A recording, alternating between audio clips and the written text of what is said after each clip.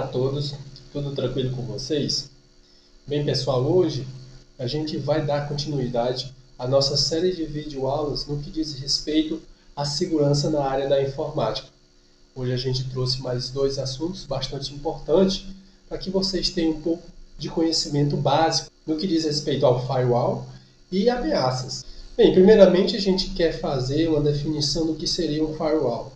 Um firewall é um dispositivo, podendo existir na sua forma de software ou hardware, ou seja, ele pode ser um programa de computador específico, um software de computador específico, ou ele pode ser um hardware, algo físico, um aparelho físico, no caso que vai fazer a mesma função. No caso seria os dois, o software e o hardware, porque a partir do momento que você tem um hardware, você precisa de um software interno para que ele venha a funcionar de maneira correta. De uma rede de computadores que possui a função de filtrar o tráfego nocivo recebido e impedir que esses dados sejam propagados. Ou seja, ele vai fazer uma filtragem de tudo aquilo que você recebe e de tudo aquilo que você envia. Ou seja, a sua máquina faz o recebimento de informações, posteriormente ela vai enviar informações. Ela vai fazer um filtro desse tipo de informações, do que pode entrar e do que não pode entrar. E como que funciona esse filtro de informações que a máquina recebe e que a máquina envia? Como que funciona? O que é um firewall? Como que ele funciona? Eu coloquei aqui no caso um exemplo bem simples. Para que ladrões não entrem em sua casa, você deve trancar suas portas e janelas ou instalar grades, alarmes e sistema de segurança, dificultando o acesso ao interior do imóvel. O firewall tem função similar, pois tranca todas as portas e janelas do seu computador, para que só os autorizados possam entrar e sair. Os firewalls já são instalados como pré-definições de quais portas poderão permanecer abertas para que programas as usem, mas o usuário pode adicionar permissões conforme a necessidade. Resumindo, o firewall ele vai permitir o acesso apenas de informações a qual ele foi configurado, ao qual ele já conhece e tem certeza que aquela informação, aquele tipo de dados que ele está recebendo, o computador está recebendo, não vai prejudicar a máquina ou não vai ter acesso a algo sensível, a alguma informação sensível contida no computador. Porém, o usuário, a partir do momento que ele faz a introdução de informações novas na máquina e o firewall faz o bloqueio da entrada dela, o próprio usuário pode, no caso, permitir a entrada desse tipo de informação. São através dessas permissões que o firewall, no caso, não vai estar agindo diretamente. Vai ser o próprio usuário que vai estar fazendo a permissão de entrada dessas novas informações. Firewall e o antivírus.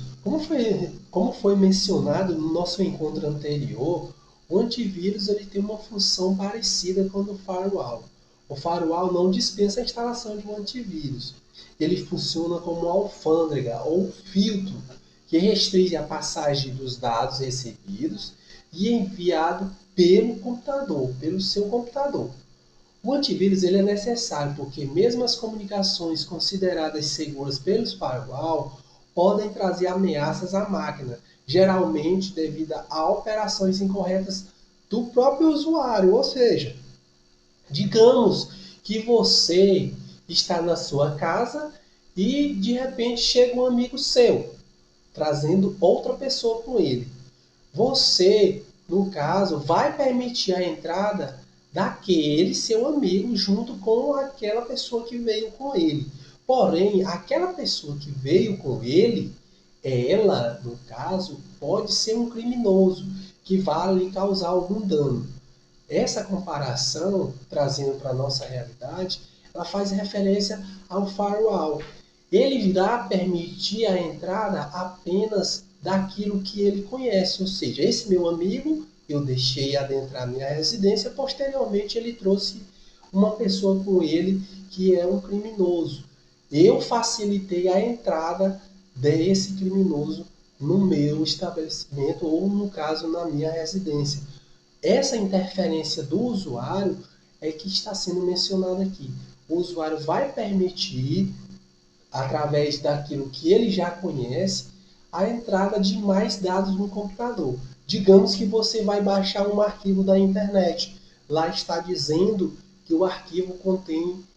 Digamos que você vai estar fazendo o download de um arquivo da internet. Digamos que seja 10 músicas. Você vai estar fazendo o download. A partir do momento que você faz o download, o firewall não vai estar agindo nesse momento. Por quê? O firewall vai reconhecer que aquele tipo de arquivo é um arquivo válido, é um arquivo que não oferece nenhum tipo de ameaça a seu computador. Ele vem zipado, certo? Você faz o download do arquivo zipado, porém, ao fazer o download e ficar numa pasta específica, você vai fazer a extração. Quando você for extrair esse arquivo para verificar o que existe no seu interior, aí é a hora onde entra o antivírus. Ele irá detectar qualquer tipo de ameaça que exista dentro desse arquivo que você baixou. No caso, se não existir apenas música e existir outro tipo de arquivo malicioso, o antivírus irá identificar imediatamente e posteriormente irá fazer sua exclusão ou sua remoção para a quarentena. É para isso que serve o antivírus também, ou seja, o firewall faz um pré-requisito daquilo que pode e daquilo que não pode, e o antivírus faz uma varredura minuciosa daquilo que é nocivo à sua máquina e daquilo que não é nocivo à sua máquina. Tanto para download como para upload também. No caso, a sua máquina pode estar enviando informações a qual o firewall vai estar considerando normal, informações válidas. Porém, se você tiver um antivírus, ele pode fazer um escaneamento dessas informações mais bem detalhado e verificar para onde elas estão sendo enviadas. Posteriormente, ele irá fazer o bloqueio desse envio de informações. Mas sempre lembrando que o usuário pode vir a intervir e permitir o envio ou recebimento desses dados. Chegando já aqui no campo das ameaças, podem ser consideradas ameaças como ameaças virtuais os fatores que colocam em risco a segurança da informação, ou seja, integridade, confiabilidade, disponibilidade dos dados. Como foi mencionado anteriormente, a partir do momento que você envia ou recebe algo, você está, no caso, colocando em risco a confiabilidade, a integridade e a disponibilidade dos seus dados. Você pode estar disponibilizando os dados não para algo que você realmente conhece. Pode você estar pensando que conhece para onde você está enviando esses dados. Porém, aqueles dados estão sendo desviados e estão sendo, no caso, receptados por algum criminoso virtualmente. Como que seriam essas ameaças virtuais? As chamadas ameaças virtuais estão cada dia mais comuns, principalmente devido ao grande número de dispositivos conectados à rede, como PCs, notebooks, tablets e smartphones. São alvos visados com frequência por cybercriminosos, criminosos virtuais, que muitas vezes formam grandes quadrilhas e redes criminosas especializadas nesse tipo de crimes. Ou seja, aqui você vê uma imagem bem ilustrativa, bem intuitiva, de um criminoso tendo acesso aos dados de um computador. No caso, ele passou ali pela paredezinha, que no caso está seguindo firewall, passou pelo antivírus e teve acesso a algum tipo de arquivo de um computador. Ou seja, com certeza aí alguém facilitou a entrada, ou esse antivírus, ou esse firewall estava desativado ou algo do tipo. Quais são as principais ameaças virtuais? Bem, existem os principais tipos, são três, basicamente, que são os que mais causam prejuízo hoje em dia. Tem o phishing, o CryptoKing e o ransomware. São exemplos de ameaças a quais os usuários da internet estão sujeitos. Essas técnicas criminosas são corriqueiras e responsáveis por boa parte de roubos de dados. Como que funciona o phishing? No caso, ele é uma técnica de engenharia social usada para enganar usuários e obter informações confidenciais como nome de usuário, senha e detalhe do cartão de crédito. Como eu mencionei anteriormente, no caso você vai estar enviando os dados para a rede, para a internet. Digamos que você vai fazer uma compra. Você está à procura de algo e de repente chega no seu e-mail uma super promoção do produto que você está à procura. Aí você vai estar acessando esse link que foi enviado por e-mail, porém esse link é um phishing, é um link falso. Você vai estar inserindo lá suas informações, suas senhas de cartão de crédito, você vai estar fornecendo todos os seus dados. Posteriormente, aquela página é uma página falsa, o criminoso vai estar recebendo aquelas informações que você está digitando. Posteriormente, você terá um grande prejuízo no futuro por conta de ter disponibilizado seus dados a criminosos da rede. O CryptoKang, no caso, é um malware de criptomoedas. Ele é um malware que infecta computadores para usá-los como minerador de criptomoedas, geralmente sem o consentimento do usuário. Como é que isso funciona? No caso, pode ser que você receba um link com algum tipo de proposta ou algo do tipo, ou faça o download de algum tipo de arquivo, e esse arquivo, no caso, o CryptoKang vai vir junto. A partir do momento que ele é executado na sua máquina se transforma em um zumbi. Ou seja, ela vai estar trabalhando ao mesmo tempo para você e para esse cybercriminoso. Ele vai estar utilizando a memória do seu computador para estar minerando criptomoeda. Como é que isso funciona?